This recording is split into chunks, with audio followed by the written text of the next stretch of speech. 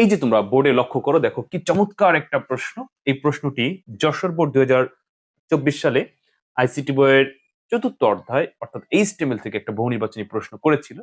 তো আমি এটা এখন বোঝানোর পর অবশ্যই তোমরা বুঝতে পারবে, এবং তোমাদেরকে আমি বারবার বলি যে আইসিটি প্রশ্ন বুঝার প্রশ্ন, বুঝতে হবে, মুখস্থ কম।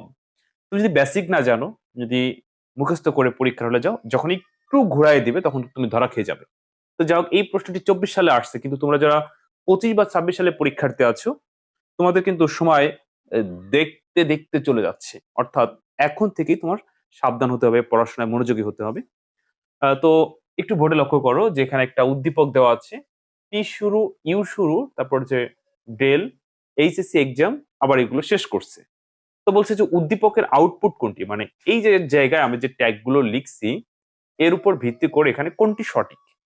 এখন তুমি যদি মুখস্থ করে যাও, মানে একদম যে ক ক খ খ এর মুখস্থ করে গেলে পরীক্ষা হলে কোনো একটা পরিবর্তন করে দিলে আর ধরতে পারবে না। এবার যারা বেসিক জানো তারা কিন্তু আমার মনে হয় আমি অ্যান্সার না বললেও তুমি সঠিক উত্তর বলতে পারবে।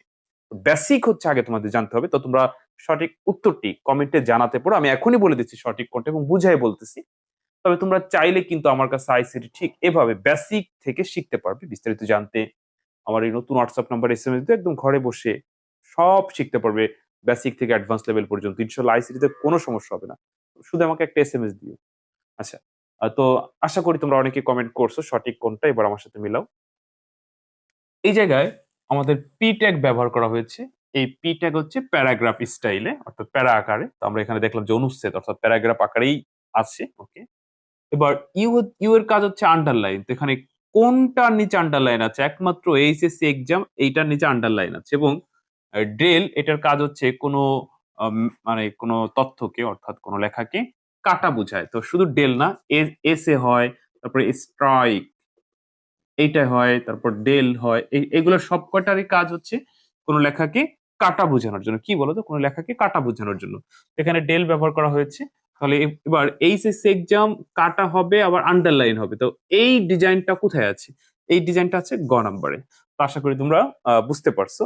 তো দেখো, এটা কিন্তু অনেক সহজ একটা প্রশ্ন, কিন্তু তারপরেও যারা বেসিক জানে না বা এই ট্যাগ গুলোর ব্যবহার কি যখন জানে না, তখন কিন্তু সে সঠিকটা দাগাতে পারবে না বা আন্দাজ করে একটা দাগাতে হবে, বা তার ভিতরে কি সন্দেহ থেকে যাবে, বা ঘুরিয়ে দিলেও সে পারবে না। তো যাই হোক, এই ছিল আজকের ক্লাসে তোমাদেরকে একটু মোটিভেশন দেওয়া যে তোমরা যারা 25 সালে পরীক্ষার্থী আছো বা 26 সালে পরীক্ষার্থী, তোমাদের সময় চলে যাচ্ছে। প্লিজ তোমরা এখন থেকে এই পড়াশোনায় মনোযোগী হও, কারণ আইসিটি ধরো এক রাতে পড়ে পরীক্ষা দেওয়ার সাবজেক্ট না, এক মাস পড়ে পরীক্ষা দেওয়ার সাবজেক্ট না। কারণ তুমি কতগুলো মুখস্থ করে যাবে, আর একটা মুখস্থ করে গেলেও মানে অনেকগুলো মুখস্থ করে গেলেও তোমার ওইখান থেকে একটা আসবে কিনা সন্দেহ। কারণ এই সেম জিনিস আসে না, একটু ঘুরাই দেয়, একটু ঘুরাই দেয়। এবং এই প্রশ্নতে যদি ধরো তুমি এটা মুখস্থ করে গেলে, ধরো ইউ থাকলো না, তাহলে কিন্তু অ্যান্সার খ হইতো। বুঝতে পারছো? আচ্ছা, যদি আবার ইউ, ইউ এর পরিবর্তে অন্য কিছু একটা দিত, তাহলে আবার ভিন্ন ধরনের হইতো। তাহলে তুমি কয়টা মুখস্থ করবে? এর জন্য তোমাকে হলো এগুলোর ব্যবহার জানতে হবে। হুম। তো যাই হোক, সময় কাজে লাগাও, সময় কাজে লাগাও। পরীক্ষা চলে আসছে। আর শুরুতে যেটি বলছিলাম, যদি আইসিটি নিয়ে ভয়ে থাকো, দুশ্চিন্তা থাকো, বা আইসিটি সর্বোচ্চ নম্বর পেতে চাও বা পাশ করতে চাও, এরকম যদি কেউ থাকো, আমার এই হোয়াটসঅ্যাপ নাম্বার এসএমএস দিও। বিশ্বাস করো, তোমার আইসিটিতে কোনো সমস্যা হবে না। তোমার আইসিটি ভালো করানোর জন্য যা যা প্রয়োজন সব আমি করে দিব। তো ঠিক আছে, ভালো থেকো। অন্য কোনো দিন অন্য কোনো ভিডিওতে আবার কথা হবে। আসসালামু আলাইকুম।